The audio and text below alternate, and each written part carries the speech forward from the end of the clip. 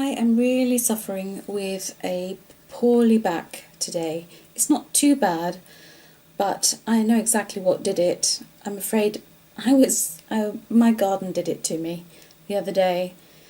In the garden, it's a gorgeous day today, and in the garden all of my hellebores have fought their way out from the really solid earth, and all their beautiful blooms are now on display. And I spent some time the other day, literally flew out there and did about an hour's work, removing all the old big leaves which hide the blooms, and I'm paying for it.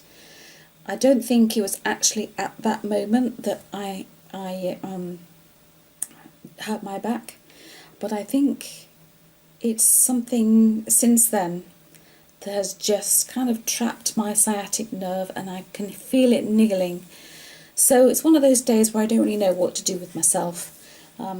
It's a beautiful sunny day. I feel a bit frustrated that I can't get outside in the garden and do a few things, to take some photographs. And of course it's very tempting to sit up in the study and do a little bit more work. But I thought one really useful thing I can do in terms of talking about stuff that has been topical during the week is that there was mention about what you do about performance nerves. And of course, this is within my Facebook group, Company of Singers. It's a free group to join, by the way. And it was mentioned in the group, someone had done a performance and she had sung a solo, and I asked how it went. And she fessed up and said that she was really, really nervous, and from the little emoticons that she put next to her comment, looked like it was a big deal. So I remarked that, of course, unfortunately, we do need these nerves, these pre-performance nerves. We need them. It's part of the deal. It got me thinking a bit, actually, and I was thinking, well, what kind of advice would I give someone? Because what you don't want to do as a teacher is you don't want to dissuade someone from doing a solo because of nerves, but you also have to be very aware of these pre-performance nerves being a real thing. Now, this lady concerned, she got through her performance okay and was relieved that it went well, but you know how that feels. You know, when you've organised to take part in a performance, in a concert, and then you get this awful, dreaded, knotted feeling in the days running up to the concert where you just think, what am I doing? Why am I putting myself through all this misery? And you can't wait for it to be the other side. And I would say I can't remember a time when that has not happened. I think if I'm honest, the only time that doesn't happen so much is if I've been in performances that have been repeated over a series of nights, or repeated performances like at the Edinburgh Festival Fringe.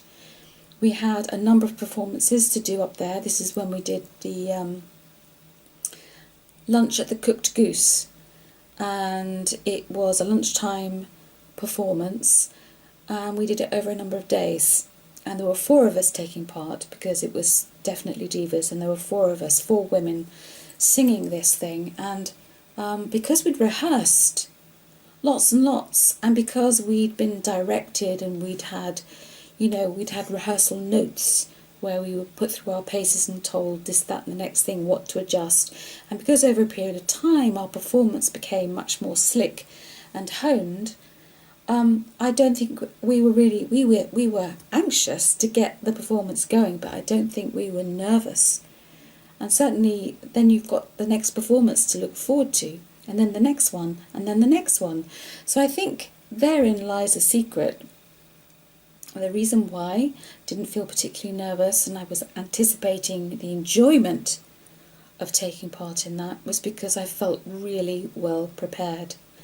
And there is nothing worse than committing to a concert and then feeling as it arrives that there's just no way you're going to be ready in time. So my number one advice, if you want to try and get on top of your pre-performance nerves, remember we do need them, is to know in your heart that you are really well prepared. Okay? And this might not necessarily mean that you have to have all the words from memory. Sometimes you can have your music on a music stand, but what does really matter is that you're not looking at the music as your crutch, the thing that's going to get you through the performance, where you cannot take your eyes off the copy. You have to be at a stage where you're really familiar with even the physical copy that you have in front of you, so you know where all the page turns are. And you've marked your copy with pencil, all the danger points, like in a big, I often draw a pair of spectacles on little bits where I want my attention. If I glance down at the sheet of the music in front of me, I want to see those danger points coming my way to remind me to be careful. And also it's when you've had enough tuition, you've worked through the pieces enough, and you've listened to the recordings, if you have them, of your lessons enough times through, that those things that you have, those worries you have in the songs, because you know you've worked on the technique behind it, it's kind of like you've done the assault course enough times to know where all the pitfalls are and where you've got to work harder to overcome them. That's really crucial to me, really crucial to think that I have worked so hard on the technique of the song that pretty much I'm going to open my mouth and it's just going to happen, with my eyes perhaps looking at the music, because my main focus will be connection with my audience and singing the song to them. So it's all in the preparation, and it's also the psychology of thinking, yes, you've got your little tick boxes to know that, yes, tick that, tick that, tick that. I've done those 3 things. So then you know that no matter how nervous you feel, you can take comfort knowing that it will be okay. Just as a little story before I finish this vlog, I remember, it must be over 20, my youngest daughter is 26, that's right, so it must be at least 25 years ago. I had to take part in a festival, a competitive festival. I was doing them a lot then, and I had something like 15 songs to sing, and in competitive festivals you do them from memory. And I remember working so hard trying to commit all of those songs to memory. And yes, I would sit outside in my car and think I would be really, really panicking about not being able to remember the words. But I just told myself that once I got started, I'd be fine. And yes, there were little moments in the song, in the performance, where it threatened the next phrase might not come. But I did it anyway. And sometimes I had to kind of make up a word or two. There's even recordings of me singing where I've actually sung the same words twice. So you just have to overcome it. So fear largely is in our head, and as long as we've prepared for everything, you just got to try and enjoy the performance once you get the other side of that starting note. Okay, that's all for today. Bye for now.